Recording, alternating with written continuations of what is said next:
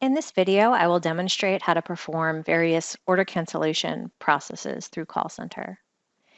It's important to note that I'm already logged in as a user who has been previously linked to a call center channel. I'll start the process by going to the customer service form. We'll first look at the process of canceling a single line item on a sales order. I'll start by locating the customer record that contains the order that I wish to place a cancellation against. In this case, customer Jennifer Beach has contacted me and would like to request a cancellation of the sunglasses line item from her customer order. I can see by looking at the line status that it's in an open state. That means it's eligible for cancellation. It's also important to note that users do have access to a detailed status form where they could look at more detailed status. If the line was already in a picked state or a packed state, the user would be able to see that from the detailed status. This line is still completely open and eligible for cancellation. I also want to take a quick look at the payments. When Jennifer originally created this order, the order total was $305.95 and she provided a credit card to pay for that. The card has been authorized. We have not billed the credit card yet, but we are holding that amount against her available credit card credit limit. Now let's look at how we would cancel this sunglasses line item.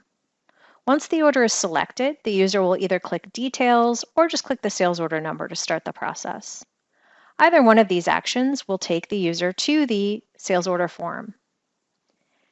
As with any call center order, if you want to make changes, you must first click Modify to start that process. I'll select the line item that we want to cancel and click Update Line, and then choose Deliver Remainder. Here's where I can click Cancel Quantity. You'll note a message appears on the screen. This has to do with the credit card payment, and we'll come back to that in a moment.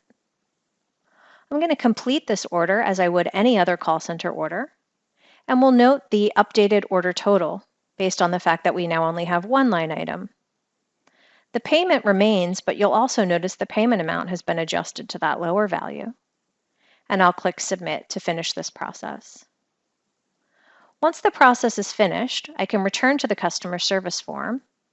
I'm going to click Refresh.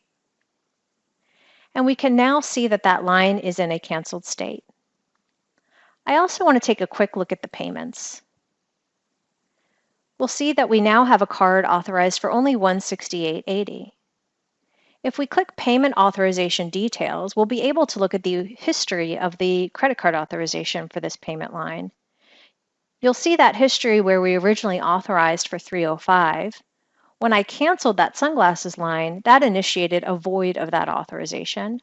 And then when I completed the adjustment, we now have that new authorization for $168.80. Jennifer's also informed me she has another sales order that she wants to cancel in full.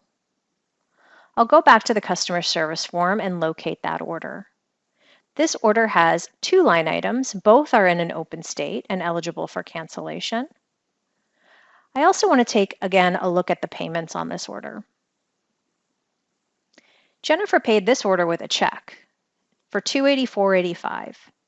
Paying with a check is typically a prepayment situation, which means the money that Jennifer paid us has already been deposited in our bank account. And when we cancel this order, of course, we're going to need to send her some sort of a refund. So let's see how that process works. The quickest way to cancel a full customer order from customer service is to highlight the order, click the options menu, and choose Cancel Order. After that process is complete, I can refresh my customer service form to get the latest information. I'll now see that that order is in a canceled state. And let's take a quick look at the payments. If you remember, the original order was paid by check. And based on the configuration of the system, we've determined that we would refund Jennifer by check as well. This check was automatically created for the amount of $284.85. Through the accounts receivable functions of the application, users will be able to issue and print and mail that refund check to Jennifer.